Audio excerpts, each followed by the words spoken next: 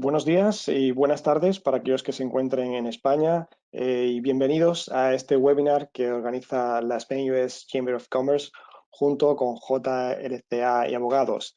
Disculpad en primer lugar el pequeño retraso que hemos tenido para el inicio porque estamos teniendo algunos problemas técnicos. Hoy van a participar varios ponentes en distintos lugares del mundo y estamos terminando de ajustar algunos problemitas que han salido, pero estoy seguro que todo se va a poder solucionar muy pronto.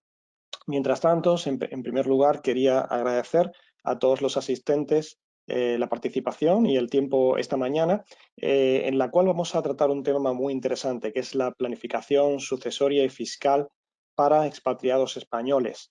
Es un tema que como expatriado, yo me encuentro también en Miami actualmente, en Florida, es un tema muy interesante que genera mucha confusión y hay mucho desconocimiento. Por lo cual, pues invito a todos a que la información que hoy veamos, pues la podamos compartir con vuestros compañeros y con el resto de personas que consideréis que puede interesarle.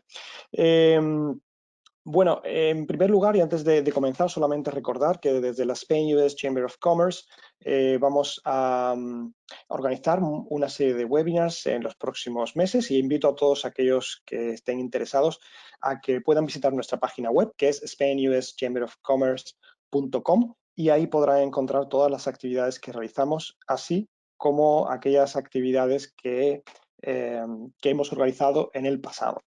Y bueno, pues para presentar me gustaría invitar a nuestros ponentes de hoy a que se vayan activando las cámaras. Creo que ya estamos todos, estamos todos activos y solucionados.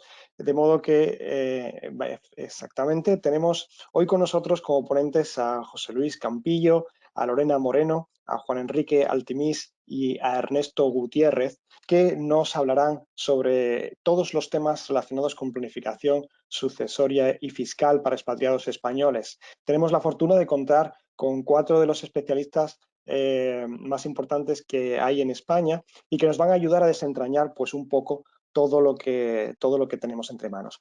Por hacer una breve presentación, antes de permitir a los ponentes que comiencen, quiero recordar que la presentación de hoy va a durar aproximadamente como unos 45 o 50 minutos y luego vamos a dejar unos 15 o 20 minutos para preguntas. Todos aquellos que estén interesados en realizar preguntas pueden enviarlas en cualquier momento de la presentación a través de la pestaña que pone Questions. En su panel de control a la derecha verán una pestaña que pone Questions. Ahí pueden enviarnos todas las preguntas y al final de esta sesión pues abordaremos todas y cada una de ellas.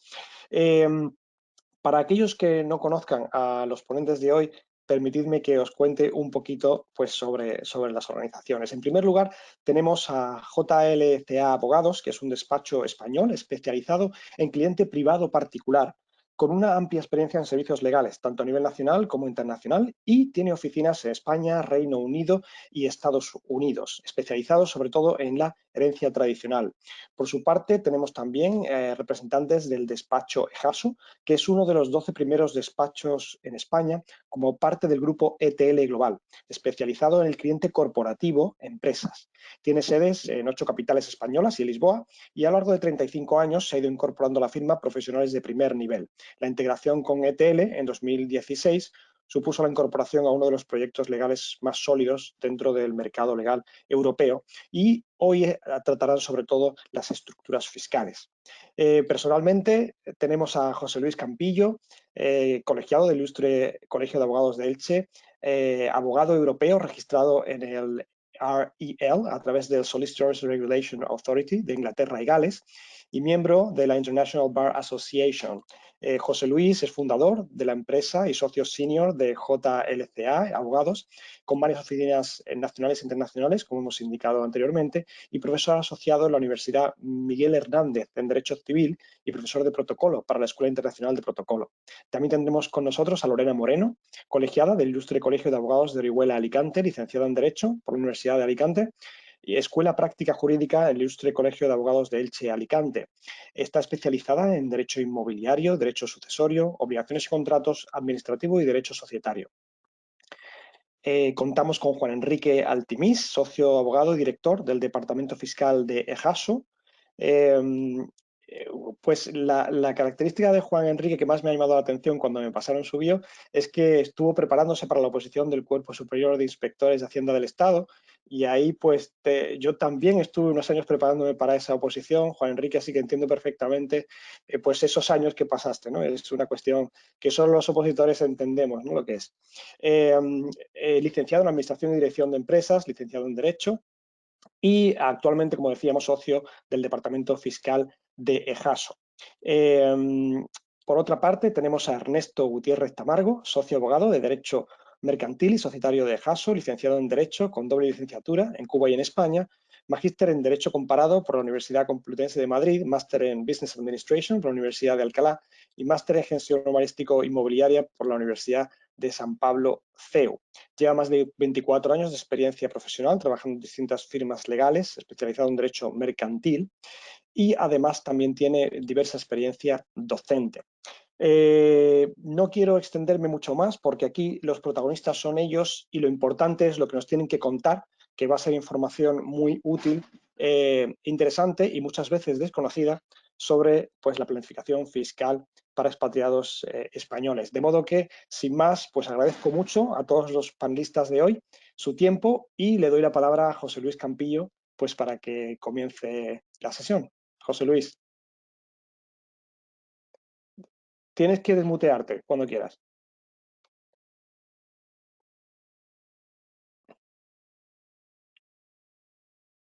Debes tener un icono de un micrófono rojo en el panel de control.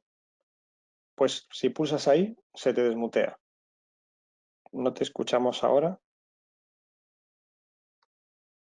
Un momento. Leticia, creo que le has dado a mutear a él. Está muteado por un organizador. A ver. Lo voy a desmutear yo. Ahora, José Luis, ya. Sí. ¿Ahora? Sí. Perfecto. Muy bien. Buenos días a todos en Estados Unidos.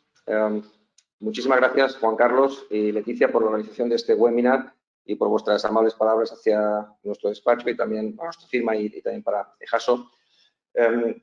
Bueno, estamos ante un tema, efectivamente, como has dicho, interesante. Es un tema que muchas veces no deja de preocuparnos, especialmente en tiempos como los que desgraciadamente estamos viviendo.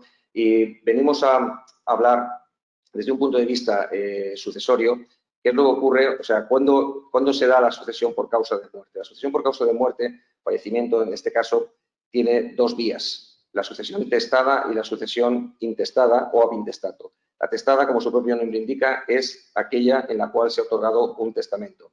Y en ese testamento se especifica por el causante quién desea o quién quiere que sean sus legítimos herederos. El testamento normalmente tiene diferentes formas, normalmente es un testamento abierto, también puede ser un testamento cerrado. El testamento abierto normalmente es el que tradicionalmente vamos al notario de forma oral, expresamos quiénes queremos que sean nuestros herederos y nuestras disposiciones y últimas voluntades. La sucesión intestada, es decir, cuando no existe testamento o bien existiendo testamento, este es no válido o nulo, no es el causante el que establece quiénes son los herederos, sino que es la ley. La ley suple la voluntad del causante. En este caso, estaríamos ante un procedimiento en virtud del cual hay que hacer lo que se llama una declaración de herederos. La declaración de herederos no es ni más ni menos que un acta de notoriedad que establece el notario con una serie de requisitos, el certificado de últimas voluntades, de función, libro de familia, donde se establece con dos testigos, además, quién son, en su caso, los herederos legítimos. Además, es necesario una identificación del notario del último lugar donde falleció el causante, que pueda llamar a potenciales herederos a esa herencia, y si no concurre en el plazo de 20 días, este notario es el que dice expresamente quiénes son los herederos. Bien, normalmente, según nuestro Código Civil, el artículo 9 establece que la ley personal es la que se aplicará a todo tipo de sucesión. Ahora comentaré que esto ha cambiado con el reglamento 650/2012 de la Unión Europea, en el cual se establece que puede ser el domicilio último de residencia habitual de un europeo o extranjero en España. Eso puede determinar qué ley se le aplica en el momento de la sucesión. Bueno, en este caso concreto vamos a hablar ahora, en el siguiente punto, de lo que es la herencia sobrevenida y la herencia preventiva. Estoy convencido de que muchos de ustedes son españoles que están residiendo en Estados Unidos, en Florida, en cualquier otro estado, con hijos que probablemente tendrán ya la doble nacionalidad, y esto es una situación que les afecta. Igualmente, ustedes tienen familiares, padres que estarán en España, y a tal efecto es muy importante que se aseguren que han otorgado el preceptivo testamento, sobre todo en virtud y en función de los intereses que ustedes deben proteger para ustedes y su familia. Sabemos que es un tema a veces no fácil de tratar con los familiares, pero no solo les requerimos y les aconsejamos que lo hablen con ellos, sino que además, sobre todo, sepan qué disposiciones están en el testamento. Eso va a depender de la relación que tengan con sus padres. Pero bueno, en general una relación cordial, ellos deben explicarles qué es lo que están estableciendo en dicho testamento. Bueno, en la herencia preventiva, como cualquier faceta de la vida, cuando uno controla lo que quiere que suceda cuando ya no estemos aquí con nuestros seres queridos, pues es evidente y es mucho más fácil el poder organizar coherentemente lo que es la división del patrimonio, que no es ni más ni menos que una masa hereditaria que estará, digamos, aplicándose al conjunto de todos sus bienes y derechos, sea dinero, viviendas, propiedades, acciones, etcétera. La herencia preventiva es muy importante también a efectos fiscales. Luego hay un apartado en el cual Juan Enrique lo explicará, y también Lorena con el cliente particular, y Juan Enrique estupendamente seguro que con las estructuras fiscales y temas corporativos. Pero si se hace una buena planificación a nivel testamentario, también eso va a influir fundamentalmente en el futuro a nivel económico para sus propios herederos, incluso con donaciones en vida. No hace falta que tampoco veamos el peor escenario, que es el fallecimiento.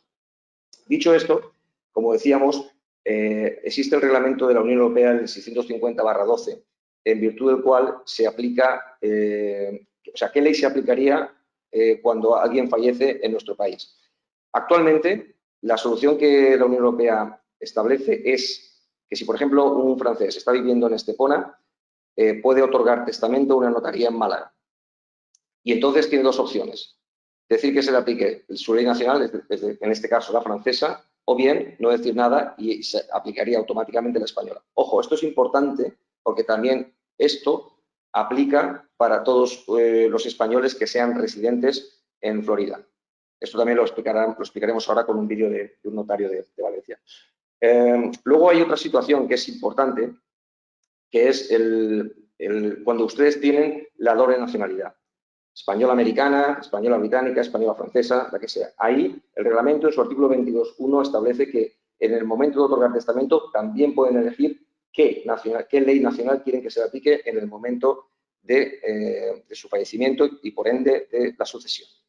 La herencia que ya es sobrevenida, es decir, la herencia encontrada, es la herencia que nos viene, nos cae entre las manos y que tenemos que resolver, y que a continuación Lorena Moreno, que es la jefa del departamento de nuestro despacho de judicial, con una grandísima experiencia en herencias y sucesiones, va a poder referirles. Muchas gracias.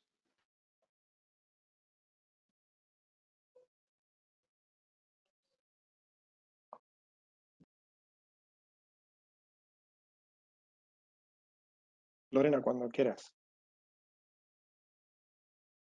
Buenas tardes. Primero vamos a visualizar un vídeo en el que se explica la diferencia de otorgar testamento, o sea, la diferencia o el beneficio de otorgar testamento o no. Perfecto. Muy bien.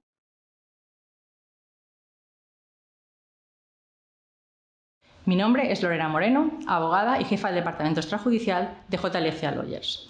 Una de nuestras especialidades es la aplicación del derecho internacional en materia sucesoria con elemento extranjero. En mis 15 años de experiencia profesional en este despacho y en este área, puedo corroborar la importancia de otorgar testamento en España con carácter general, pero sobre todo para personas no residentes en España y que tengan bienes en territorio español. En primer lugar, el otorgamiento del testamento permite manifestar al testador su última voluntad y realizar disposiciones sobre sus bienes. Igualmente, le permite determinar qué ley será la aplicable a su sucesión, la de su nacionalidad o la de su residencia. Esto es porque desde la entrada en vigor del Reglamento Europeo de Sucesiones, que se aplica con carácter general, cualquier fallecimiento acaecido posteriormente al 17 de agosto de 2015 será de aplicación la ley de la última residencia del fallecido, salvo que exista una disposición testamentaria en contra. Igualmente, se produce una agilización del procedimiento sucesorio, ya que se acortan los plazos y se disminuyen los costes. Porque para llevar a cabo la adjudicación de herencia con testamento únicamente sería necesaria la obtención de una copia autorizada de ese testamento otorgado ante notario, sin necesidad de tener que tramitar un certificado de herederos o declaración de herederos en el domicilio de la última residencia del fallecido, evitando los costes de legalización y traducción jurada de dichos documentos.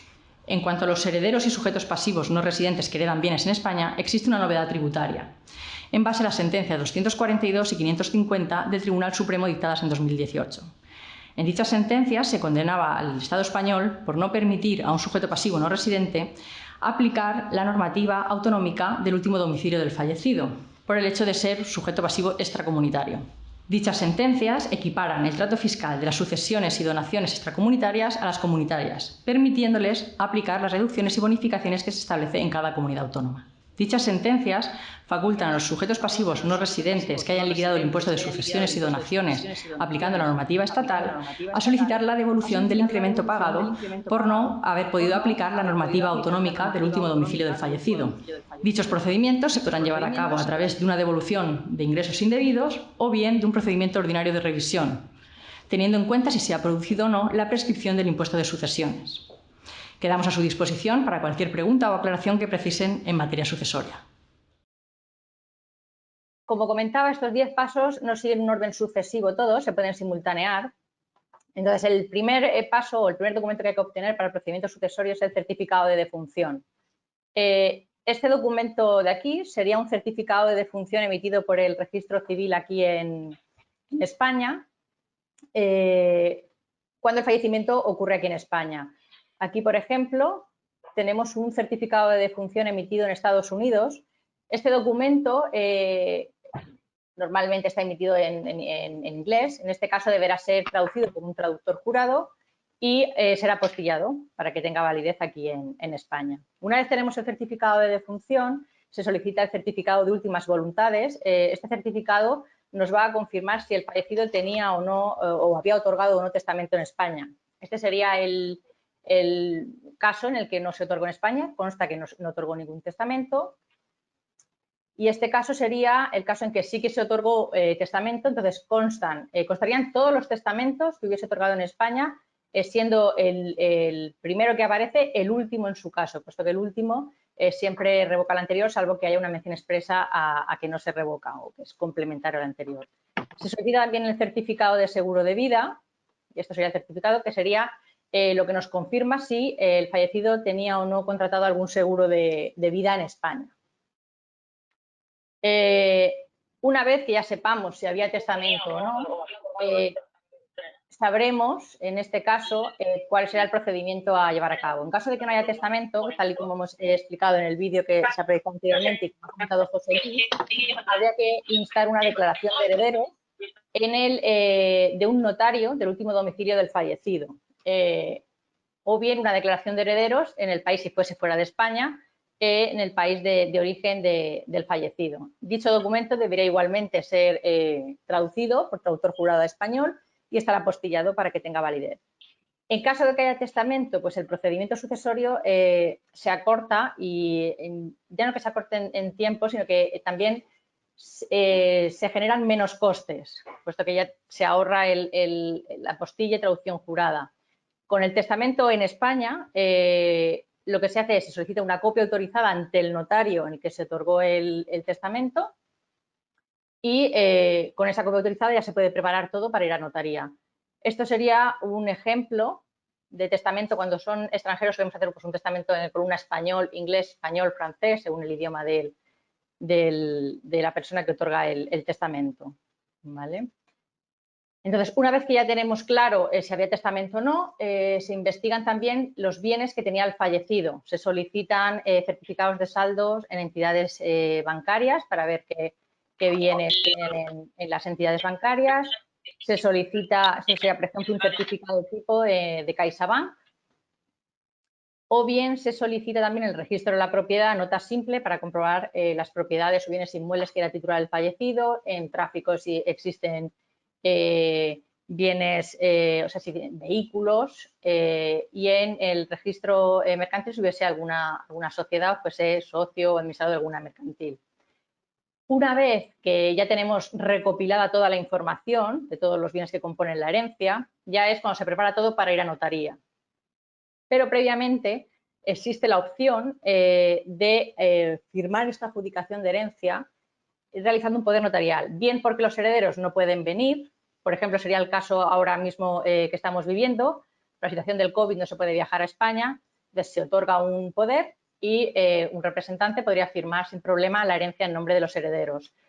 Esto sería un poder otorgado aquí ante un notario en España. Existe también la posibilidad de otorgar ese poder ante el Consulado de España en el país de origen, o bien un poder a doble columna español-inglés, que tendría que ser igualmente, en este caso no sería traducido porque está a doble columna, pero debería ser apostillado. El sexto paso, que habla del NIE, en este caso concreto, el NIE es únicamente un número de identificación de extranjero para personas que no sean nacionales españolas. Quienes sean españoles tengan DNI, este número de identificación de extranjero no es necesario tenerlo. ¿Vale? Bueno, una vez que ya tenemos todo, se prepara la documentación y se acude a notaría a firmar la escritura de aceptación y adjudicación de herencia. Esto sería un tipo de escritura.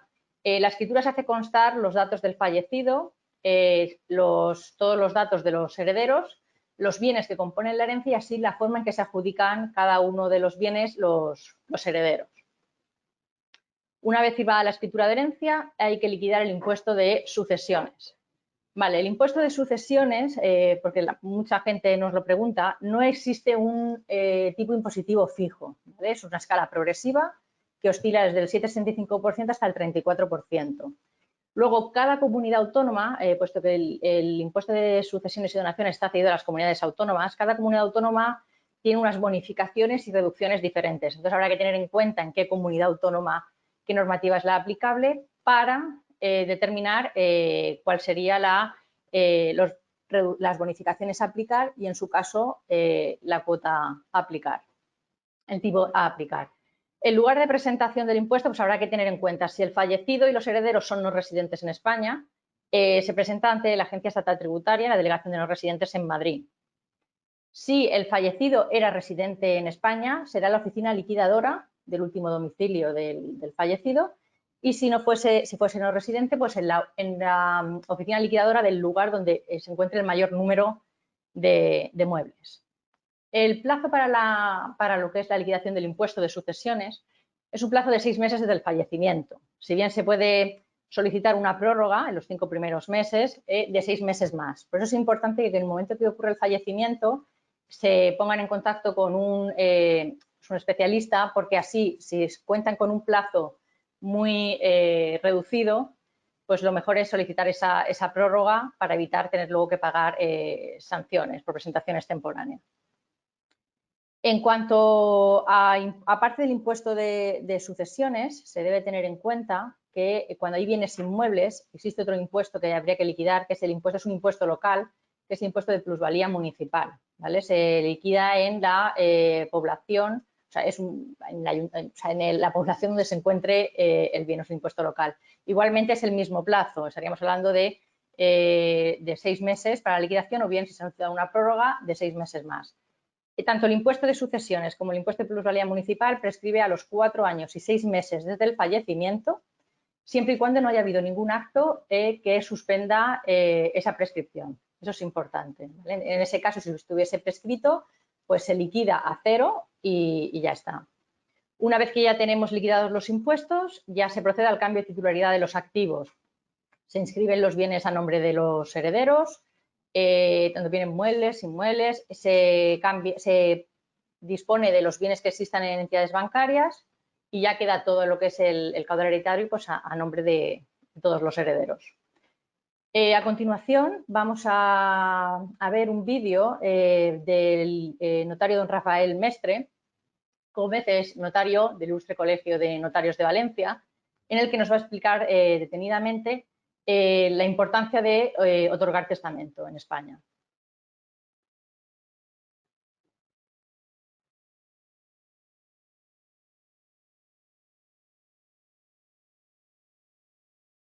Hola, me llamo Rafael Mestre y soy notario perteneciente al Ilustre Colegio Notarial de Valencia y voy a tratar de explicar lo más sencillo y breve posible la conveniencia o no de hacer testamento y algunas cuestiones sucesorias.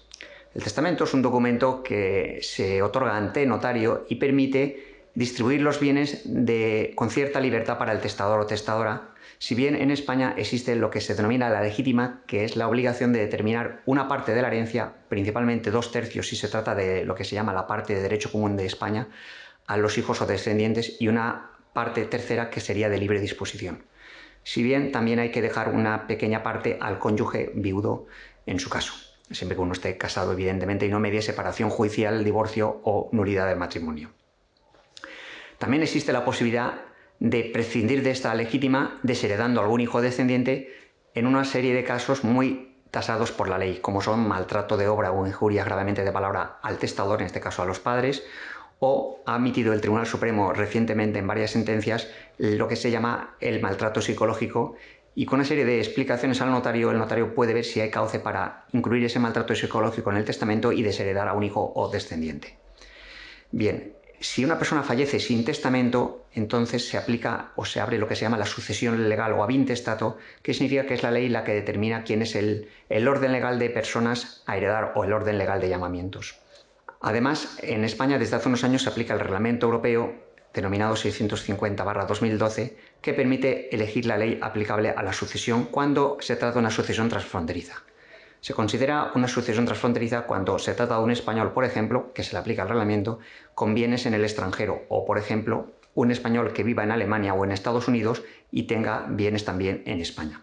El reglamento lo que determina es que la ley que rija esa sucesión en el momento del fallecimiento sea la ley de la residencia habitual. Si se trata de un español residente en Estados Unidos, se aplicaría la ley, en este caso estadounidense, y además la del estado en cuestión dentro de los 50 estados americanos.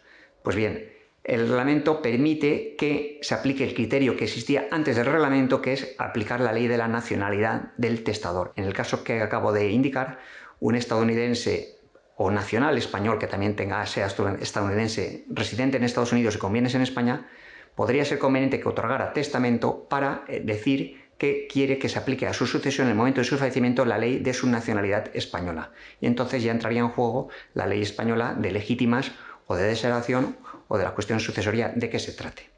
Todas estas cuestiones pueden tratarse evidentemente con el notario español experto en la materia y también con abogados o licenciados en Derecho que se dedican o que tienen conocimientos sucesorios, y tratándose además de elementos de extranjería, como es el caso que acabo de poner de estadounidenses o un alemán, es práctica habitual en nuestras notarías que vengan los clientes siempre asesorados por los abogados, que son los que traen la documentación previamente, hablan con el notario para enfocar el tema del posible testamento o la partición de herencia, en su caso cuando ya se ha producido el fallecimiento del testador, y facilitar así todas las cuestiones a los posibles herederos para cuando vengan a España, dada a veces la dificultad de conexión directa entre los notarios y esas personas extranjeras, pues no es lo mismo si se trata de unos españoles residentes en la misma población donde se encuentra el notario.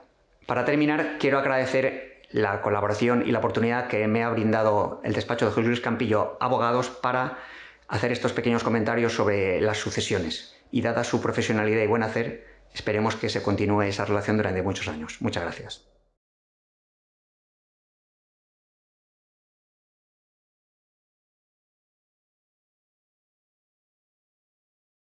Bueno, buenos días a todos. Lo primero, agradecer la oportunidad de participar en este webinar sobre una cuestión que efectivamente acostumbra a ser un tema que se trata en momentos puntuales a lo largo de la vida, pero que pueden tener una trascendencia relevante a nivel económico e incluso a nivel familiar, evidentemente. Yo, por mi parte, lo que voy a hablar un poco es sobre el tema de temas de planificación patrimonial. Y en este tema siempre hay que tener en cuenta que cuando hablamos de planificar el patrimonio, tenemos que hacer una lectura normalmente en diferentes planos. Y en este caso, al menos nosotros acostumbramos a tratar este tema desde un punto de vista de una visión de corto y medio plazo y una visión de largo plazo. Entonces, la planificación patrimonial va a estar normalmente definida o, en todo caso, condicionada a la tipología de la inversión, en el sentido de en qué tipo de activos estamos hablando que se va a encarar esa inversión patrimonial, en todo caso, y por otra parte, al tipo de retorno que vamos a esperar en esa inversión. Si puede ser un retorno en forma de rentabilidad, de dividendos o de intereses, o en cualquier caso de renta, por decirlo, si por el contrario estamos hablando de una rentabilidad de largo plazo a través de un exit, en este caso de una transmisión. Y por último, también la planificación patrimonial va bastante de la mano del hecho de la planificación del relevo generacional, en todo caso, siempre a muy largo plazo, desde el punto de vista sucesorio. ¿De acuerdo? Entonces, en la primera slide que vamos a ver, tenemos, digamos, un poco las diferentes tipologías de renta que se pueden generar derivado de la inversión, ¿no? Por decirlo. Y en esto tenemos que recordar un aspecto principal. El primer aspecto es el aspecto normativo. En este tema estamos hablando de planificación patrimonial de expatriados y en concreto de Estados Unidos. Y por lo tanto, ¿qué marco normativo nos encontramos? Nos encontramos básicamente dos normas. Norma interna española, normas tributarias, que en este caso pues, sería el impuesto sobre la renta de no residentes, el impuesto sobre el patrimonio y el impuesto sobre sucesiones y donaciones. Y por el otro lado, y con mayor relevancia, con mayor jerarquía, tenemos el convenio de doble imposición suscrito entre España y Estados Unidos. ¿De acuerdo? Entonces, ¿cómo juegan estas dos normas? Hay veces que entrarán en conflicto y en ese caso será de aplicación preferencial el convenio de doble imposición y en los supuestos en el convenio de doble imposición no establezca nada porque no esté regulando ese aspecto en concreto, tendremos que aplicar de forma supletoria la normativa española. ¿De acuerdo? Entonces, vamos a ver la diferente a corto o medio plazo, vamos a ver cómo deben tributar las rentas que puedan generar esas inversiones patrimoniales. Y entonces, la primera tipología de inversión que uno normalmente piensa sería la inversión de carácter inmobiliario. Pues bien, en el caso de que un expatriado tenga inversiones en territorio español de carácter inmobiliario, lo primero, si los tiene a título directo, hay que tener en cuenta que las rentas, los alquileres que pueda producir ese patrimonio inmobiliario van a tributar en España, porque así lo permite el convenio de doble imposición. Tributarán el impuesto sobre la renta de no residentes con un tipo fijo, en este caso del 24%. Y otro de los aspectos relevantes es que ese tipo fijo del 24% se va a aplicar sobre los ingresos brutos, no se van a poder deducir gastos prácticamente. El otro tipo de rentabilidad que podemos obtener normalmente en el caso de tener un patrimonio inmobiliario bajo una titularidad directa es el derivado de la transmisión del inmueble en este caso. Pues bien, el convenio de doble imposición asimismo permite sujetar a tributación en España dicha venta. Y en este caso, lo que tributa es la ganancia obtenida, la diferencia entre el valor de transmisión y el valor de adquisición, y en este caso aplicándose un tipo del 19%. Hay que añadirle a eso determinadas circunstancias que de hecho son bastante habituales, que es qué pasa cuando yo tengo un patrimonio inmobiliario sin ningún tipo de uso o un patrimonio inmobiliario que en todo caso está a disposición de mi uso particular porque venga de vacaciones o por cualquier circunstancia. En este tema también hay que tener en cuenta que la normativa española dispone una tributación aun cuando el inmueble esté vacío mediante la imposición de lo que se llama una imputación de una renta inmobiliaria presunta. En este caso, pues nos harán tributar por aquel rendimiento presunto que tiene la utilidad generada por el uso del inmueble en España. Vamos en la siguiente slide, vamos a ver, en cambio, qué pasa cuando lo que yo hago es invertir a través de un vehículo societario o bien el hecho de que yo invierta directamente como un accionista minoritario en una sociedad o incluso los supuestos en los que yo pueda estar invirtiendo en activos financieros pero de tipo especulativo. Vamos a llamar especulativo desde el punto de vista de inversión en activos cotizados, por ejemplo, inversión en bolsa o inversión en fondos de inversión. Pues bien, vamos a empezar por la parte, digamos, de lo que sería una inversión patrimonial en una sociedad en la que podamos tener una participación minoritaria o mayoritaria, pero en todo caso en una participación activa dentro de la inversión, ¿no? Pues bien, las dos tipologías de renta que más o menos uno piensa normalmente es ¿qué pasa cuando se reparten dividendos por parte de esa sociedad en la que yo he invertido? Pues bien, si la sociedad es una sociedad que está establecida en territorio español, en el caso de que sea una sociedad española, el reparto de dividendos tributará en España. El convenio de doble imposición dispone la capacidad de someter a tributación en España de los repartos de dividendos de una sociedad española a una persona que esté residiendo fiscalmente en Estados Unidos. Y en este caso, aun cuando el tipo de tributación no habitual sería del 19% de acuerdo con la normativa española, en este caso el convenio de doble imposición fija un techo que está más abajo. Y en este caso se fija un tipo de tributación del 15% y en caso de que el inversor en este caso sea una sociedad estadounidense, incluso se fijan unos límites de tributación en este caso del 5 o del 10%. ¿De acuerdo? Por otra parte, en el caso de lo que la renta se produzca a través de la transmisión de la participación en la sociedad española, en este caso hay que diferenciar, ¿no? El convenio de doble imposición establece la posibilidad, la capacidad de someter a tributación en España de las ventas de acciones de sociedades inmobiliarias, es decir, aquellas que tienen la mayor parte de su activo está constituido, integrado por bienes inmuebles radicados en España. Por el contrario, si lo que tenemos son, siendo una persona residente fiscalmente en Estados Unidos, tenemos una participación minoritaria o mayoritaria en una entidad española que no tiene como destino, como objeto social primordial, la explotación de bienes inmuebles, en este caso la venta de acciones en España no tributaría en territorio español. Y eso es un tema a tener en cuenta. Por el otro lado, lo que serían inversiones más de tipo especulativo, inversiones en empresas cotizadas, en bolsa, ¿cómo tributarán? Prácticamente se resultarán las mismas normas de tributación que si lo que estoy haciendo es una inversión en una sociedad más patrimonial o una sociedad en la que yo tenga una participación significativa en el devenir de la sociedad. ¿De acuerdo?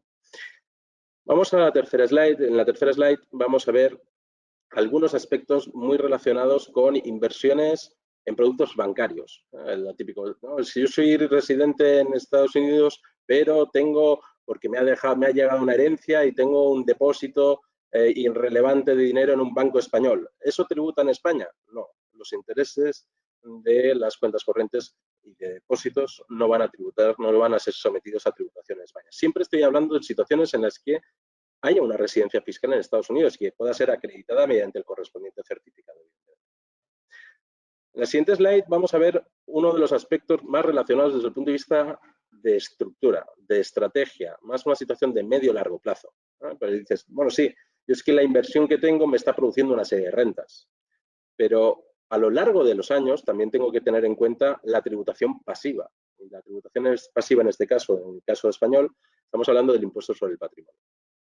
Una persona que sea residente en Estados Unidos, si tiene activos que estén situados o bien sean ejercitables en territorio español, tributará por el impuesto sobre el patrimonio. En todo caso, en la mayoría de los casos. Es cierto que se establecen dos tipos de mecanismos que pueden evitar o pueden disminuir, en todo caso, dicho impuesto. El primero es que la norma establece un mínimo exento por debajo del cual no tienes que pagar impuestos sobre el patrimonio. En este caso, el mínimo exento es de 700.000 euros. Y el segundo mecanismo es, precisamente como antes estaba comentando Lorena, en el ámbito sucesorio. La normativa del impuesto sobre el patrimonio está cedida parcialmente a las comunidades autónomas, ¿de acuerdo? Y en este caso, todavía no tenemos una jurisprudencia que nos permita aplicar una normativa autonómica en temas del impuesto sobre el patrimonio. Esto hay que recordar que en la Comunidad de Madrid, por ejemplo, está establecida la bonificación del 100% del impuesto sobre el patrimonio. En este caso, todavía no tenemos una norma positiva, ni siquiera una línea jurisprudencial que nos permita acogernos a ese beneficio fiscal de la bonificación que pueda establecer o reducción que pueda establecer una comunidad autónoma. Entonces, el impuesto sobre el patrimonio es un tema que puede ser importante, relevante en la medida de que es un impuesto que tiene un tipo de gravamen de hasta el 2,5%. Quiere decir que con independencia de las rentas que me esté produciendo dicho patrimonio, voy a tener una tributación latente pasiva, independiente de las rentas, por lo tanto, que puede resultar elevada, y lo cual puede ser relevante desde el punto de vista de cómo debemos, en la medida posible, estructurar nuestro patrimonio. Como en este tema Hay que recordar el impuesto sobre el patrimonio, lo que sujeta a tributación son los bienes situados en territorio español. Y en ese caso decimos, bien, si yo tengo un bien inmueble situado en territorio español, no hay la menor duda, estará sometido a tributación e impuesto sobre el patrimonio. Pero cuando yo soy accionista de una sociedad que está en Estados Unidos y que esa sociedad en Estados Unidos es, a su vez, la titular de una serie de acciones, una sociedad española, el tema ya cambia, cambia de perspectiva. Y en este caso dependerá de si estamos ante una sociedad cuyo objeto social sea principalmente inmobiliario para poder considerar que tiene que estar sometida a tributación en el impuesto sobre el patrimonio.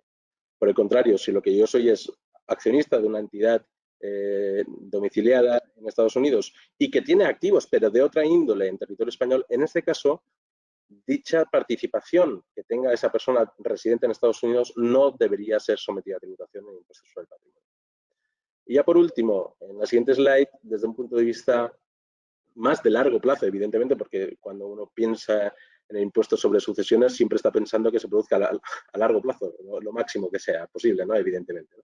Pero hay que tenerlo en cuenta porque desde un punto de vista, como comentaba Lorena, es un impuesto que en España es de los pocos países donde todavía tenemos impuestos sobre sucesiones y que es un impuesto que, derivado de la escala que tenemos de gravamen, es un impuesto que puede ser relevante, que puede ser muy significativo. Un impuesto que tiene una escala progresiva con un tipo de tributación de más allá del 30% del tope máximo, evidentemente nos exige en la medida posible, poder estructurar nuestro patrimonio pensando en el siguiente relevo generacional. Y en este tema hay que tener en cuenta dos aspectos. El primero, como estaba comentando Lorena, se está abriendo cada vez más una línea jurisprudencial que tenemos que ver cómo se va consolidando, evidentemente, ¿no? Pero que nos permitiría teóricamente aplicar normativa autonómica y que, por lo tanto, que pueda conllevar la aplicación de determinados beneficios fiscales cuando ese patrimonio que tenemos en España esté situado en determinadas comunidades autónomas. En este caso hay que recordar que la Comunidad de Madrid, Canarias, Galicia en menor medida, en este caso Andalucía, al corto plazo, teóricamente Castilla y León, son diferentes comunidades autónomas que están estableciendo una serie de beneficios fiscales, en este caso de reducciones, muy significativas en los relevos generacionales de padres a hijos o de abuelos a nietos, en todo caso, en caso de descendencia de línea directa. Y por lo tanto, desde un punto de vista de planificación patrimonial, va a ser muy relevante el cómo intervengan estas tres figuras, el impuesto sobre la renta de los residentes, el impuesto sobre el patrimonio y el impuesto sobre sucesiones, de cara a poder estructurar de una forma eficiente y que esté alineada evidentemente a nuestros deseos y a los retornos que vaya a tener esa inversión desde el punto de vista de corto, medio y largo plazo.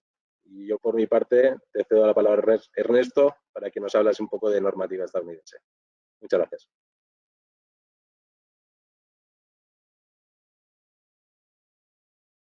¿Qué tal? Buenas tardes, buenos días. ¿Se me escucha bien, verdad?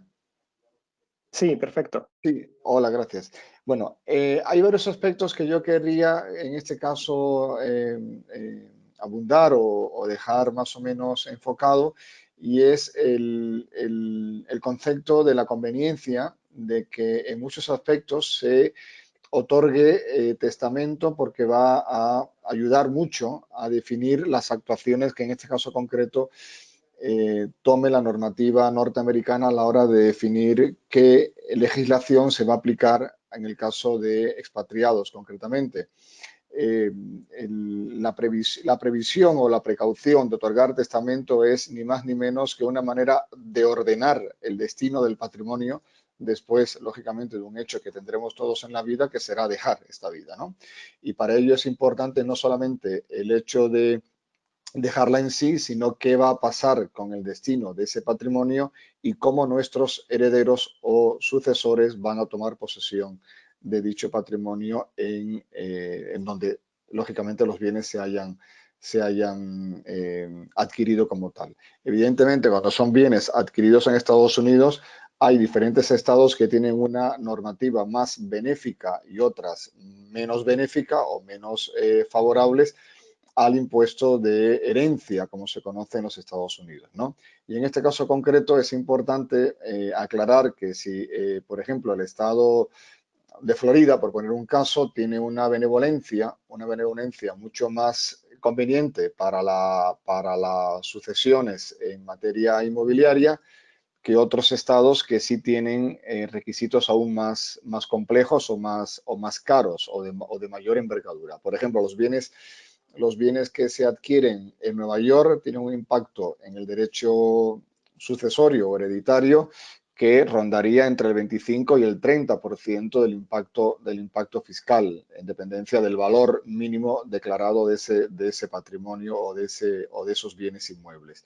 En el estado de Florida, por poner un ejemplo más sencillo, prácticamente hay una exención, una exención fiscal en materia del impuesto de herencias, pero no es menos cierto que hasta un límite concreto, que son los famosos $60.000 del valor de bonificación de los 13.000 básicos que se tiene en el estado de Florida, no es obligatorio pagar ese impuesto. Los bienes que superan los $500.000 en el estado de Florida, al menos deben declarar los famosos formularios 1040, 1041 y el 709 y 706, porque son los que en definitiva informan al Internal Revenue Service de que efectivamente ese patrimonio tiene un valor tasado o un valor declarado. En Estados Unidos es importante la figura del agente, que es el mediador o es el tramitador o es el asesor fiscal que interviene de cara al IRS para que se informe la situación tanto en el 1040 de la Declaración Federal de Impuestos sobre Ingresos, en este caso son las ganancias del último año del causante. Luego haré un apartado sobre la parte de bienes muebles. Estoy hablando de la parte inmobiliaria porque es la que en definitiva de una manera más sensible afecta por su volumen al contenido económico del patrimonio relicto que se va a heredar en el caso del fallecimiento o en el caso lógicamente, de la sucesión como tal de la persona que en este caso deje el patrimonio. El otro formulario, que es la declaración federal, esta no se puede evitar, nadie la puede evitar, que es la declaración federal del 1041, es la que afecta a todos los fideicomisos, sucesiones, o todos los ingresos que en su día estuvo sujeto a tributación el causante. Aquí ya entran todos los bienes en general, los bienes muebles y los bienes inmuebles. Estos actos declarativos es importante que debe dejarse informado que son actos meramente voluntarios, es decir, son actos que si usted no los declara previamente al sistema fiscal norteamericano, luego no va a poder adjudicarse el trámite, se va a retrasar muchísimo el trámite. ¿Y por qué digo que es voluntario? Porque si usted se da prisa y lo deja declarado, o usted lo informa y lo acredita en el trámite de un año desde el fallecimiento del causante, al menos la Hacienda Pública Norteamericana entiende que usted de bona fide, que es el proceso que se hace con Hacienda Norteamericana, y ustedes lo conocen muy bien porque viven en Estados Unidos, el acto de bona fide que usted hace de cara a la Hacienda Pública en el primer año de ejercicio del fallecido, genera una presunción de que usted está cumpliendo debidamente estos dos formularios federales, que no quiere decir que vaya necesariamente a tributar por ellos, como he dicho anteriormente, sino que son los trámites previos que le van a facultar a usted, le va a dar la potestad de cambiar el titular registral y por tanto adjudicarse esos bienes como tal. Hay otras dos declaraciones federales, otros dos formularios federales que son el 709 y el 706. Uno abarca sobre el valor bruto patrimonial de todo lo que se va a informar, o sea, aquí sí es absolutamente todo, bienes muebles y bienes inmuebles, y el otro, que es el 709, es el de aquellos llamados regalos, donaciones, bienes que se han recibido mediante cualquier otra fórmula no onerosa y que en este caso concreto se informa que son bienes en definitiva donados o recibidos de manera gratuita y que no ha habido una contraprestación económica respecto de los mismos. Estos 4 formularios son esenciales, viva la persona donde viva, porque son federales, viva donde viva, y que van a facilitarle enormemente el proceso de la adjudicación. Quiero repetir que en el estado de Florida no hay una obligación como tal por debajo de todos los bienes inmuebles de $60.000, cosa que es casi una fantasía porque casi todos los bienes inmuebles en Florida superan esa cantidad de 60.000 dólares. Si fueran por debajo, repito, no es necesario hacer esas declaraciones, pero como casi todos los bienes inmuebles superan esta cantidad, pues evidentemente es preceptivo hacer estas cuatro declaraciones, que lo hace la gente. Es muy importante, como dije anteriormente, que la gente cumple la función de facilitar todo el proceso declarativo de cara a la Hacienda norteamericana, del IRS, y por ende adjudicarse efectivamente estos bienes. Decía anteriormente un aspecto importante: no todos los estados en los Estados Unidos tienen el mismo impacto fiscal. El impacto fiscal de aquellos estados con mayor riqueza per cápita es mayor, como es obvio, y aquellos estados con menor consideración de renta per cápita es menor, exceptuando Delaware, exceptuando lógicamente California, exceptuando Nevada y exceptuando Florida, que son los llamados 4 estados de mejor consideración fiscal de todo lo que es los Estados Unidos de América. Teniendo esta premisa básica, hay que tener en cuenta otros aspectos sobre los bienes muebles, no ya inmuebles, y es esencialmente que los bienes muebles, como es el ahorro, las cuentas de ahorro, como son en este caso los fondos de pensiones, como son en este caso las cuentas mancomunadas familiares, no tributan en los Estados Unidos una vez que usted haya fallecido. O sea, los herederos no van a tributar por adjudicarse estas cuentas especialmente definidas como tal. Las cuentas de inversión en empresas norteamericanas, en fondos de inversión, advierto sobre también el punto anterior, en inversiones en letras del tesoro y bonos del tesoro federales y o estatales y o de los counties de cada estado, tampoco están sujetos a el impuesto de sucesiones cuando se heredan esos bonos del tesoro, sean federales, estatales o municipales. No están tampoco sujetos, pero sí lo están aquellas inversiones en el ámbito financiero que están afectas a empresas norteamericanas. Es decir, si usted tiene inversiones hechas en cualquier empresa norteamericana, en acciones o en bonos o en acciones preferentes que usted haya tomado como consecuencia, o el fallecido, perdón, haya tomado como consecuencia de sus inversiones en vida, estas sí están sujetas a dichas inversiones. No así los bienes inmuebles que se hayan utilizado o que se hayan invertido, perdón, en cuentas u operaciones financieras en sociedades extranjeras no domiciliadas en los Estados Unidos. Esto, aunque se haya hecho la operación financiera en un broker norteamericano, no va a tributar. Si usted compra, por ejemplo, acciones de una compañía farmacéutica suiza y usted vive en Estados Unidos, usted no va a tributar por adjudicarse las acciones de esta empresa suiza como tal. Ahora, si usted vive en Estados Unidos y se adjudica acciones de una empresa norteamericana, esté inclusive su domicilio social fuera de los Estados Unidos, pero sea una empresa que cotice en bolsa norteamericana, y en este caso está sujeta, lógicamente, a declaraciones de la SEC en los Estados Unidos, esas acciones sí estarían sujetas a tributación. Este es un poco el esquema que yo quería comentar y que, bueno, que evidentemente pone en advertencia algunos elementos que pueden ser de consideración por parte de los interesados en este debate. Gracias. Muchas gracias, Ernesto. Bueno, pues muchísimas gracias a todos por esta magnífica presentación. Ahora vamos a pasar a una parte de preguntas, de modo que recuerdo a todos los asistentes que lo deseen que pueden enviarnos sus preguntas a través del panel control que tienen a su derecha. En la pestaña de Questions solamente tienen que hacer clic ahí y enviarnos la pregunta. Y ahora pues comenzaremos esta parte. Ya tenemos, de hecho, algunas preguntas, de modo que vamos a ello.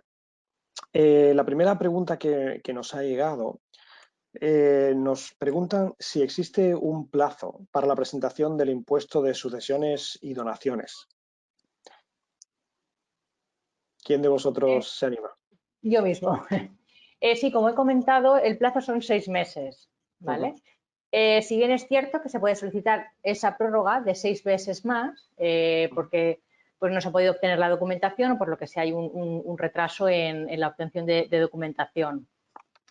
Pasados esa prórroga, si no se ha producido lo que es la prescripción del impuesto, sí que habrá un recargo a la hora de liquidar el impuesto y varía del 5 al 20% dependiendo del el plazo en el que se produzca esa extemporaneidad, ¿vale? Sería, si son 3 meses desde el plazo de 6 meses o posteriormente a la prórroga, sería el 5%, de 3 a 6 meses el 10%, de 6 a 12 meses el 15% y a partir de los 12 meses sería un 20%.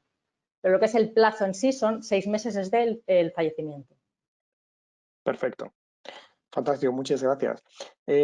Otra pregunta que nos hacen, que también está relacionada con el impuesto de sucesiones y donaciones, es si en caso de fallecimiento es necesario liquidar algún impuesto adicional, aparte del de sucesiones y donaciones.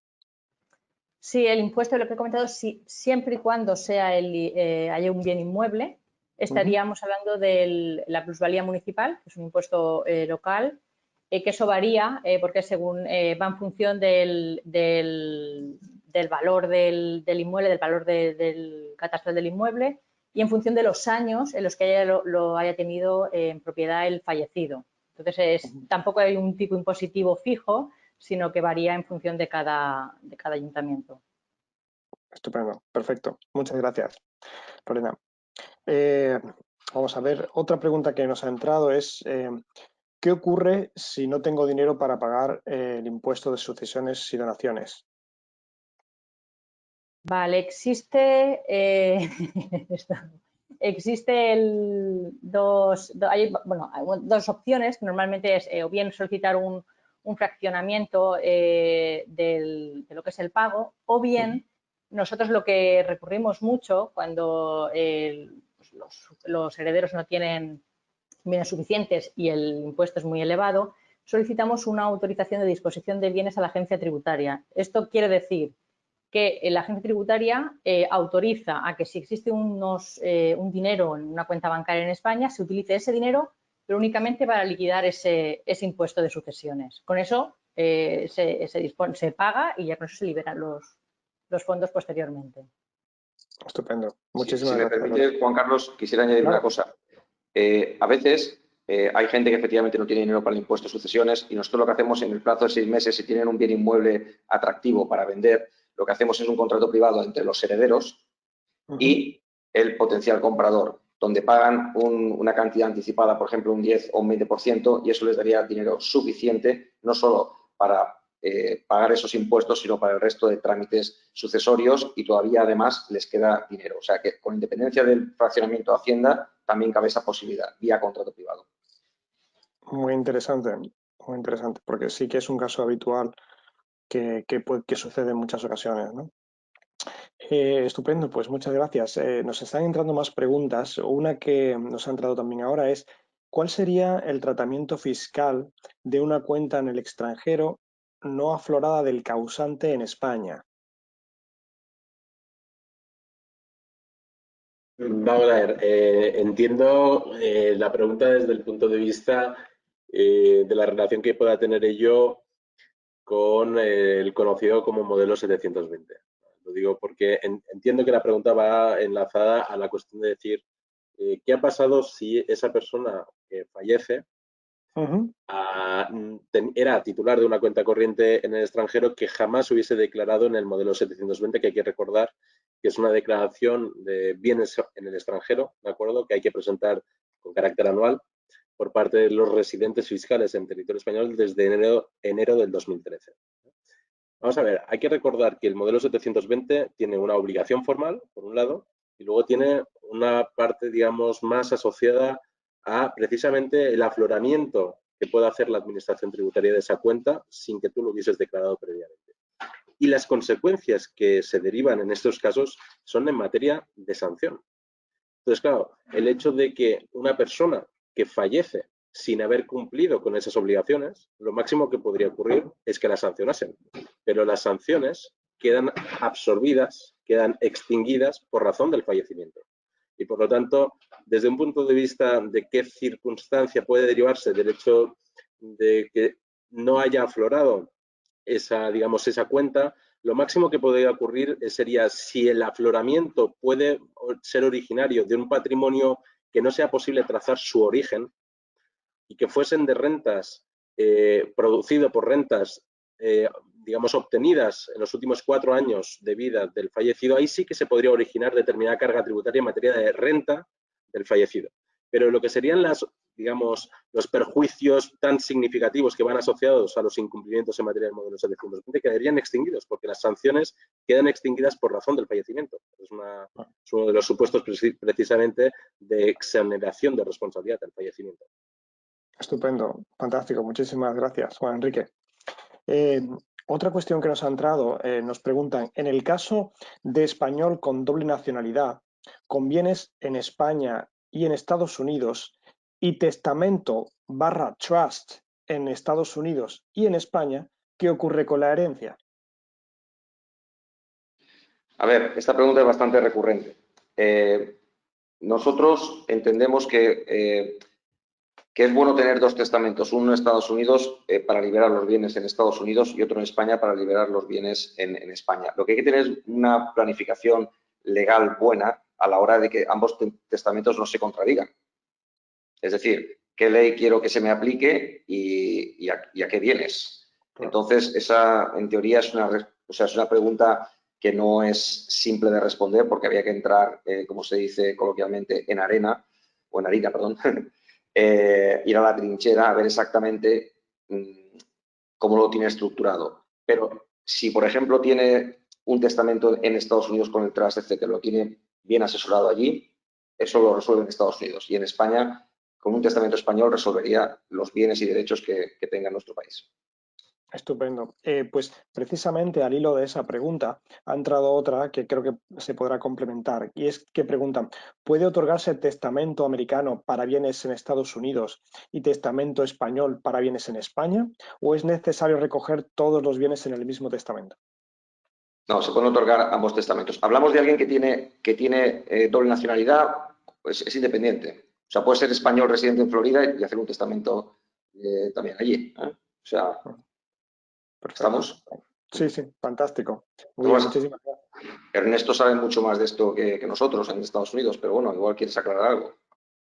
En este caso, gracias. En este caso, y tú lo decías muy bien, es aconsejable que los bienes en Estados Unidos se sometan a un testamento norteamericano y los bienes en España queden sujetos a un testamento español. Incluso es lo más inteligente y lo más prudente que los bienes que se vayan a heredar en Estados Unidos se hagan a través de un trustee norteamericano como tal, porque va a quedar todo mucho más transparente y claro, y los bienes que se vayan a heredar en España o estén en territorio español, en este caso concreto, pues lógicamente se hagan con un testamento español. Son perfectamente compatibles y lo que hay que dirimir o distinguir, mejor dicho, es que unos van a quedar sujetos a legislación norteamericana en tanto en cuanto están en territorio de Estados Unidos y otros van a quedar, lógicamente, y ahí no va a entrar, lógicamente, el IRS, porque no va a entrar jamás en un conflicto en España en bienes españoles que se adjudiquen en España, con lo cual va a quedar todo muy transparente y claro en ese sentido. Estupendo, muchísimas gracias, Ernesto. Ha entrado otra pregunta también relacionada con los testamentos en España y en Estados Unidos, que quizá podáis aclarar un poco, porque es uno de los casos que justo acabáis de mencionar, pero con una particularidad. Dice, en caso de tener un testamento en España y más tarde preparar un testamento actualizado en Estados Unidos, ¿quedaría el testamento de España cancelado al ser reemplazado por el nuevo de Estados Unidos? ¿O hay que hacer algún trámite en España para dejar constancia del Nuevo Testamento en Estados Unidos? Entiendo aquí porque se han incluido todos los bienes en ese único testamento, no están separados. Ahí está el problema. Ahí está el problema. Si se incluyen todos, permitirme que intervenga en esa parte, si se incluyen todos en el último testamento, ese es el que tiene el valor de aplicación como tal. Por eso lo prudente es no, decimos en España, no mezclar churras con merinas, es decir, los bienes que estén en Estados Unidos, dejarlos en un testamento norteamericano, aunque se hagan 2 o 3 los que sea necesario, pero en Estados Unidos, a bienes sujetos en Estados Unidos, sean muebles o inmuebles, y la parte española que se cambie las veces que quiera, pero en este caso, si se mezclan todos, que también se puede hacer, por cierto, si se mezclan todos, se va a generar un cierto conflicto con el último, porque evidentemente va a dejar sin efecto al último y en consecuencia con ello, perdón, al anterior y valdrá el último y en consecuencia con ello tendrá que establecerse un parámetro distintivo de qué bienes se van a sujetar a la jurisdicción española y qué bienes van a quedar sujetos a la norteamericana. Y ahí sí se le genera un poco de conflicto a la parte norteamericana porque va a tener que esperar a que uno termine y le dé pie al otro o que al otro termine y dé pie al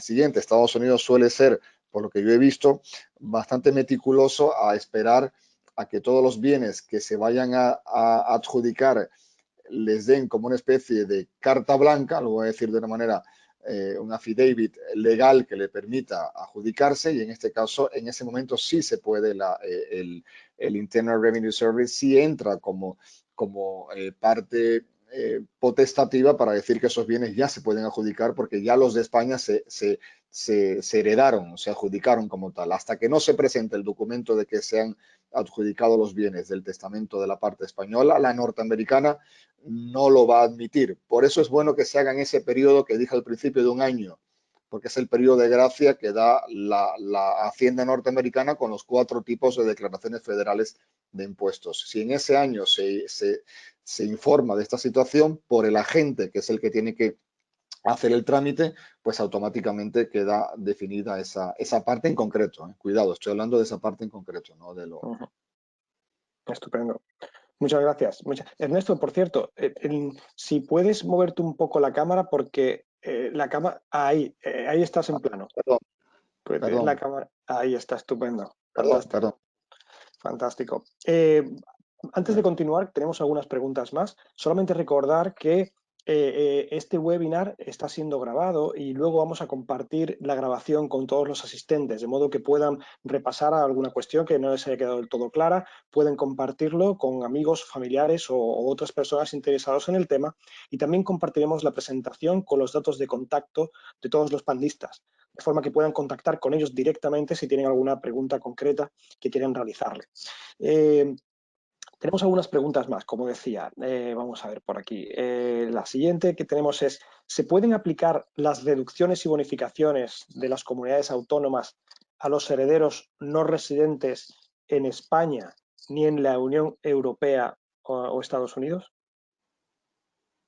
Sí, efectivamente sí que se pueden aplicar. A ver, a los europeos, desde el 3 de septiembre del 2014, en una sentencia del Tribunal de Justicia de la Unión Europea, ya se venía aplicando, si bien a los residentes extracomunitarios no. Esto ha cambiado desde la sentencia del Tribunal Supremo, la 242 en el 2018, en el que lo que se hizo era, bueno, se condenaba al Estado español porque a un residente extracomunitario no se le había, se le condenaba a devolver las cantidades que había pagado de más este sujeto pasivo por no haber podido aplicarse las reducciones y bonificaciones de la comunidad autónoma. Entonces, la respuesta es, a día de hoy, sí. Estupendo, fantástico, porque esa es otra cuestión que también es bastante habitual, ¿no? Durante mucho tiempo no existía la posibilidad y generaba pues muchos problemas y dudas, ¿no? Veamos, otra cuestión que nos... Me voy a permitir, solo por añadir un tema, porque creo que puede ser de interés, incluso que es algo que a Lorena también y a José Luis les ocurre en el día a día. Eso no solo es de aplicación a futuro, sino de aplicación en pasado. Lo digo porque es cierto que en esto hay discusión desde un punto de vista doctrinal respecto de si la aplicación de esta línea jurisprudencial que ha iniciado el Tribunal Supremo es de aplicación incluso antes de la prescripción. Es decir, hoy en día está todavía abierto a prescripción los últimos, con carácter general, los últimos 4 años, y por lo tanto las herencias causadas en los últimos 4 y medio, 5, ¿de acuerdo? Por lo tanto, aquellas personas que hayan ingresado un impuesto por no haber aplicado la bonificación autonómica, puede ser analizado la posibilidad de obtener el retorno de las cantidades junto a los intereses de demora. Lo digo, es un tema que puede ser de interés. Además, quiero decir una cosa, a quien nos enfrentamos en este caso, que es Hacienda, es bastante solvente. O sea que aconsejaríamos reclamarlo, porque dinero tienen. Estupendo. Muy bien, muchísimas gracias. Otra cuestión que nos ha entrado, nos preguntan si el trust estadounidense es válido desde el punto de vista de la normativa española? Vamos a ver, el tema de los trusts efectivamente es un tema complejo desde el punto de vista del encaje con la normativa española. El trust no deja de ser una figura de derecho anglosajón y que no está prevista en ninguna norma positiva española. Eso quiere decir que por el hecho de ser una rara avis para lo que sería el ordenamiento interno español, quiere decir que no que se dé por inexistente. No exactamente. Parecido, pero no exactamente eso. Es decir, la doctrina lo que viene diciendo es, puedo considerar que eso sea una figura jurídica que tenga eficacia y despliegue efectos en lo que sería la aplicación de norma anglosajona, pero yo tengo que interpretar cómo debo tratarlo a los ojos de la normativa española. Y en ese caso acostumbra la doctrina a interpretar que es una figura de transparencia. Es decir, que aun cuando esté establecido un trust, la relación sea directa entre la persona que ha constituido dicho trust y los beneficiarios del mismo. ¿Eso es en términos absolutos? No, no es exactamente en términos absolutos, porque también depende bastante de la regulación específica del trust y sobre todo de las capacidades de gestión y sobre todo de disposición que pueda tener el fiduciario. ¿De acuerdo? Es un tema que dependerá, entre otras cosas, de ello para poder decir si transparenta totalmente o si, por el contrario, el fiduciario puede estar actuando como un beneficiario de rentas o incluso del patrimonio. Estupendo. Perfecto. Muchas gracias. Otra cuestión que nos ha entrado abunda un poco en lo que antes comentaron. Y aquí nos preguntan, ¿cómo se organiza que el testamento en Estados Unidos gestione los activos en Estados Unidos y el de España los activos españoles? ¿Debe incluirse esto en el testamento explícitamente?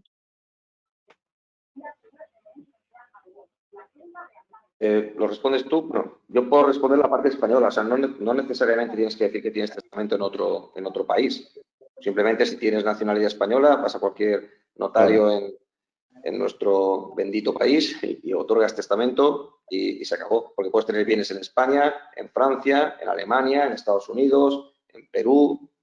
Entonces, pero vamos, yo creo que la situación normal que se va a dar entre todos los que nos están escuchando en estos momentos y nos están viendo es españoles expatriados o con doble nacionalidad, que tendrán bienes en un país y en otro. Entonces, lo más sencillo sería tener un testamento en un sitio, resolver la parte americana con los bienes y derechos allí y la parte española con un testamento. Por ejemplo, nosotros tenemos muchísimos clientes europeos, ¿no?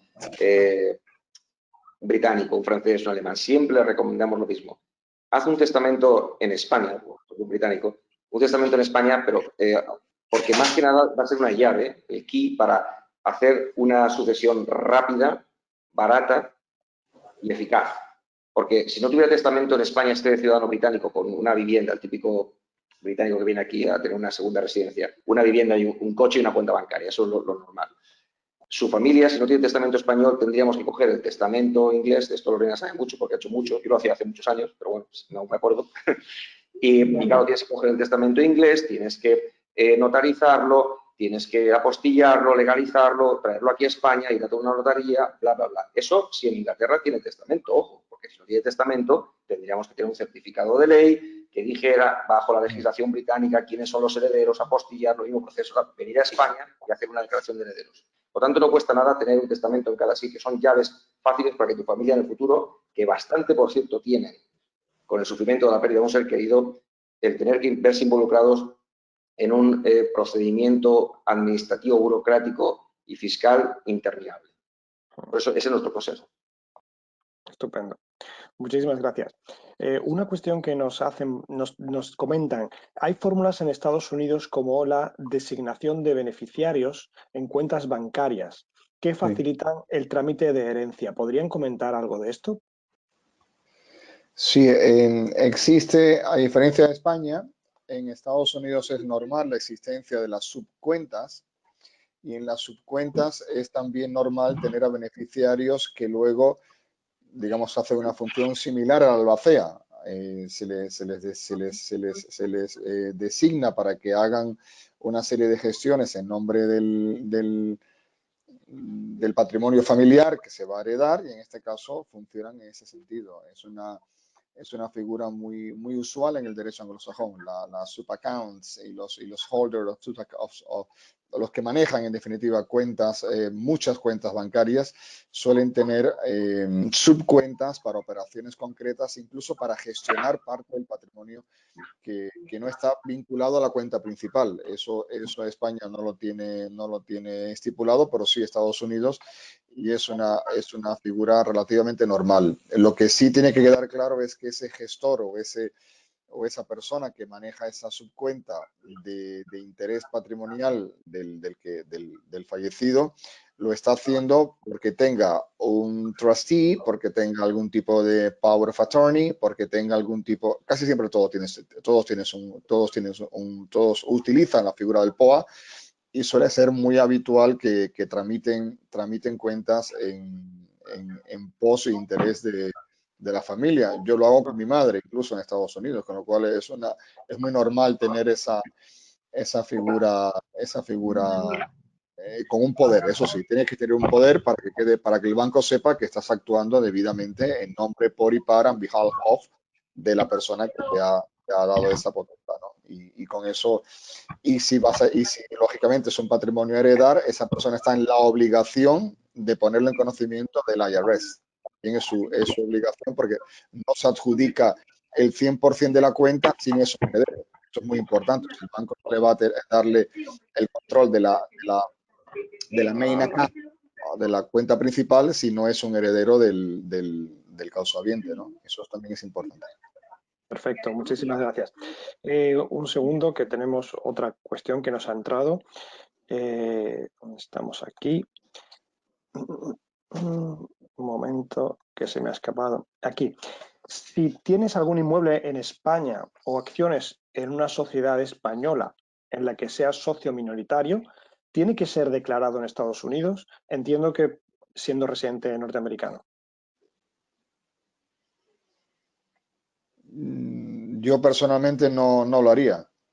Estados Unidos no sabe esa situación.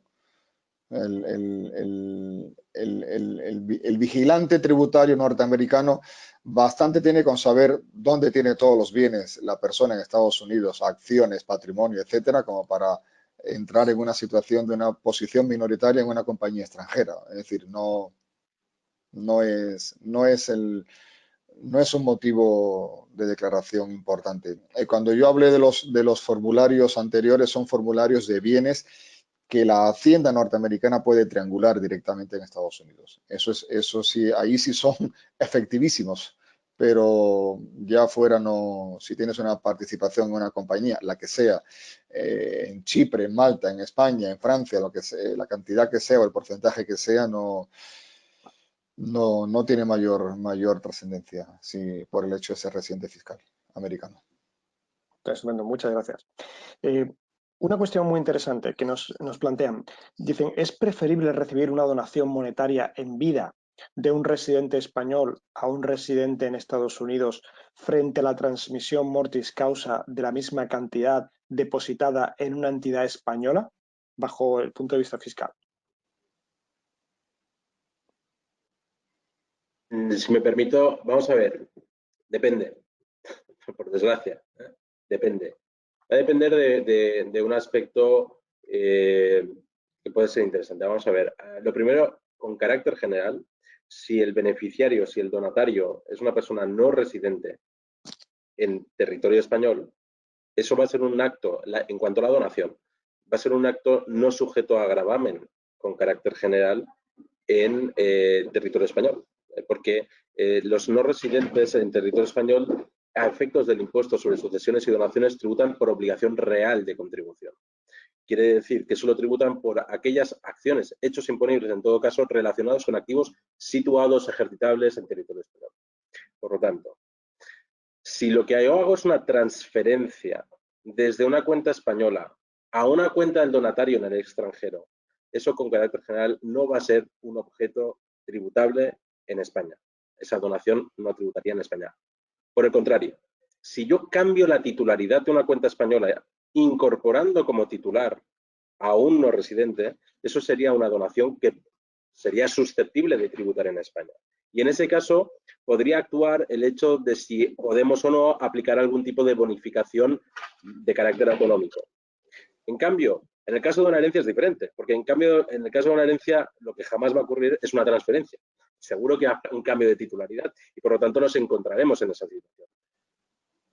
En consecuencia, si estamos planteando hacer una donación o en cualquier caso entregar una cantidad, siempre hagámoslo con destino directamente a la cuenta en el extranjero de esa persona, porque como donación no tributará en España.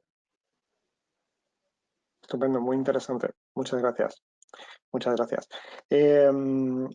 Tenemos todavía tiempo para un par de preguntas más antes de despedirnos y nos ha entrado alguna otra. Dice, tengo bienes inmuebles situados en España, viviendas en alquiler. ¿Me interesa tenerlas a nivel particular o será mejor que la propiedad sea de una empresa? Depende. Como diría, seguramente mucho gallego entre nuestro querido público en Miami, en Estados Unidos. Pero es que depende. En este caso depende y además depende de bastantes factores.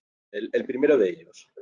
Hay que recordar que el arrendamiento, simplemente la producción de rentas cuando yo soy titular a título directo, van a tributar en España el 24% y eso es así y además no me van a dejar deducir gastos.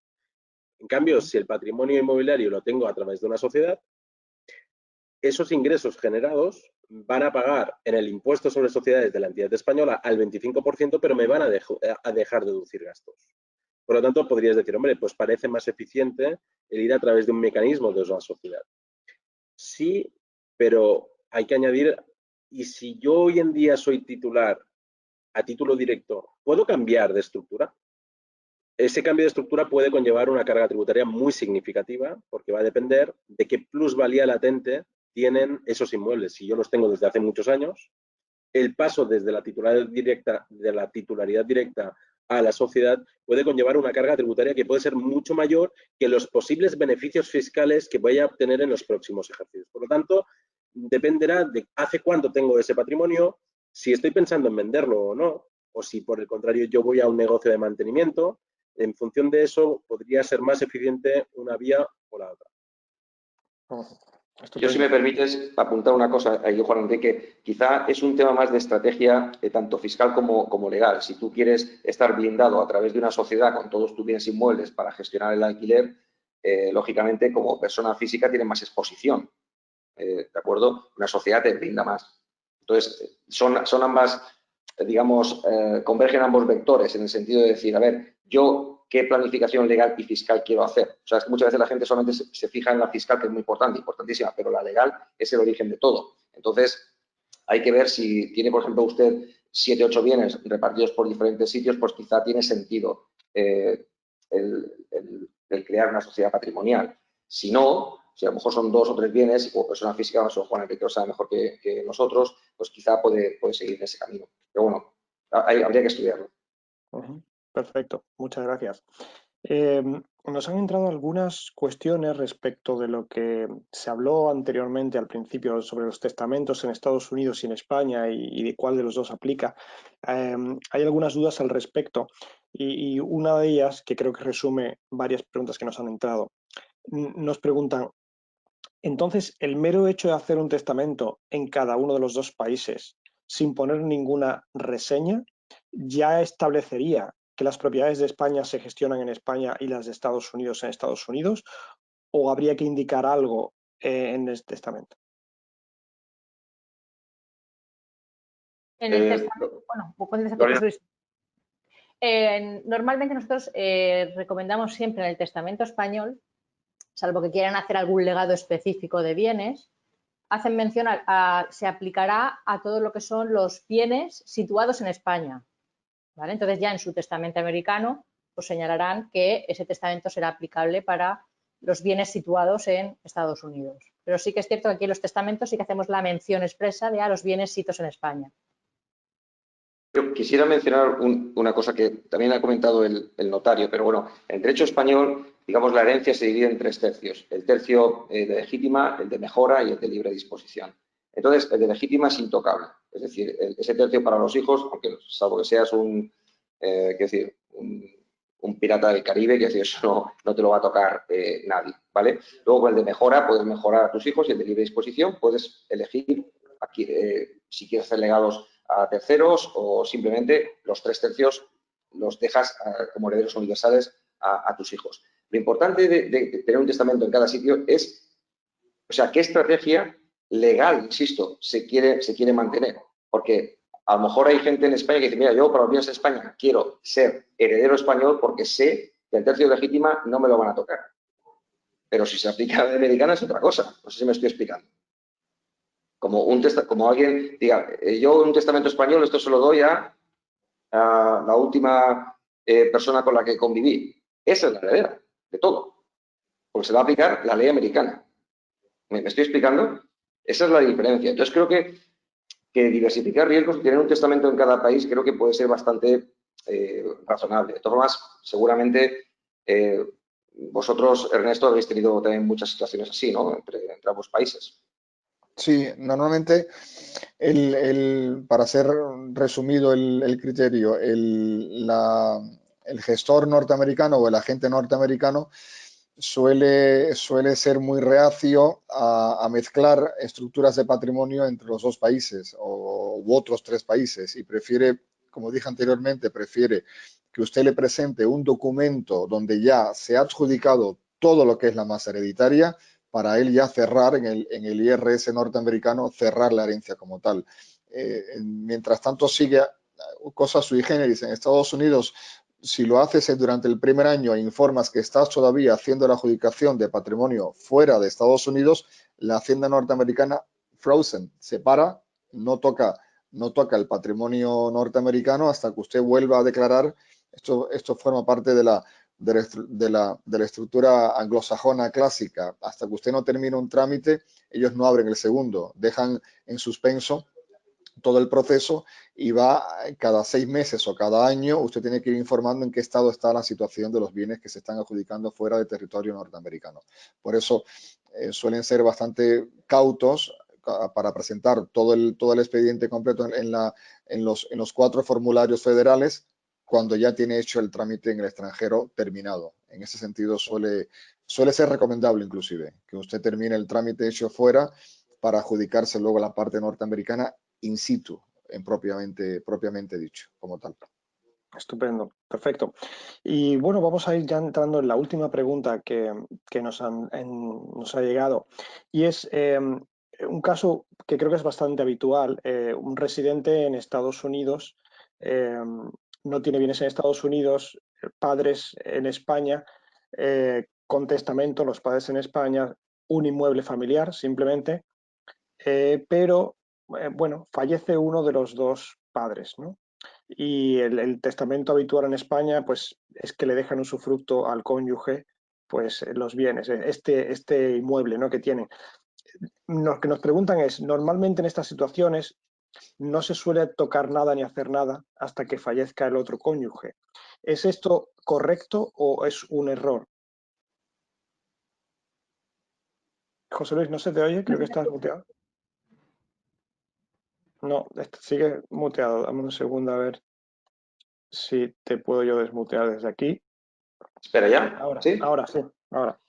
Sí, bueno, el tema está en que normalmente, vamos a ver, aquí se da la figura de la nuda propiedad y del usufructo. Es decir, cuando fallece uno de los 2, en este caso de los 2 padres, lógicamente la viuda, y que los hombres no nos lo tomemos personal porque las mujeres, quiero decir, viven más que nosotros en general, la viuda normalmente tiene no solo el usufructo de la parte del padre, sino que tiene el 50% de la propiedad de esa vivienda. Entonces, claro, eso es, nadie te compraría una casa con, bueno, sí que se puede comprar, pero quiero decir, tienes un usufructo por un lado del 50% del padre y luego tienes el otro 50% entero de la viuda. ¿Qué tienen los hijos, los herederos? Tienen lo que se llama la nuda propiedad. Es como si tú eres dueño de una vivienda y la tienes alquilada, por ponerlo como ejemplo, para hacerlo fácil. El derecho de uso y disfrute lo tiene la viuda. Entonces, con carácter práctico, ¿qué se hace? ¿Vas a liquidar la herencia de esa nuda propiedad, de ese 50%? Lo puedes hacer. Lo puedes hacer. Pero, en general, ¿verdad, Lorena? Nosotros esperamos a que fallezca. Ahora, depende siempre de la voluntad de los herederos, porque hay herederos que quieren ya tener ese 50% a su nombre, esa nuda propiedad. Pero bueno, lo que han preguntado es una cosa razonable, o sea, no es verdad. Estupendo. Perfecto. Bueno, pues creo que hasta aquí lo podemos dejar. Son las 12:30 aquí en Estados Unidos, en Miami, y ya las 6:30 allí en España pasadas. Muchísimas gracias a vosotros, a los panelistas, por habernos enseñado muchas cosas interesantísimas sobre este tema. Para nosotros ha sido un placer tanto tener a José Luis, que hay abogados, así como a Ejaso como representantes, a José Luis, a Juan Enrique, a Ernesto y a Lorena por vuestras presentaciones. Yo ya desde ahora os invito a que por favor repitamos esto dentro de unos meses, porque entiendo que es un tema muy interesante. Hay personas que no han podido conectarse hoy y siempre va a haber cuestiones, y me ha parecido bastante ilustrativo y muy enriquecedor, de modo que ya de antemano os invitamos a que paséis por aquí dentro de unos meses, a lo mejor dentro de 6 meses o cuando vosotros queráis. Estáis invitados, siempre será un placer teneros con nosotros. Gracias. Muchísimas gracias a vosotros, Juan Carlos y Leticia, y todo el equipo de la Cámara. De verdad, gracias. Y por su parte, bueno, pues a los asistentes igualmente, muchas gracias por pasar estos minutos con nosotros. Esperamos que les haya gustado y haya sido de utilidad. Como decía anteriormente, este vídeo se va a compartir con todos los asistentes, así como las presentaciones y los datos de contacto de todos los panelistas, de manera que si lo desean pueden contactar con ellos directamente para resolver cualquier cuestión o duda un poco más compleja. Muchas gracias a todos y esperamos verles en el próximo webinar. Que tengan un buen día. Hasta luego. Muchas gracias. Gracias. Buenos días a todos.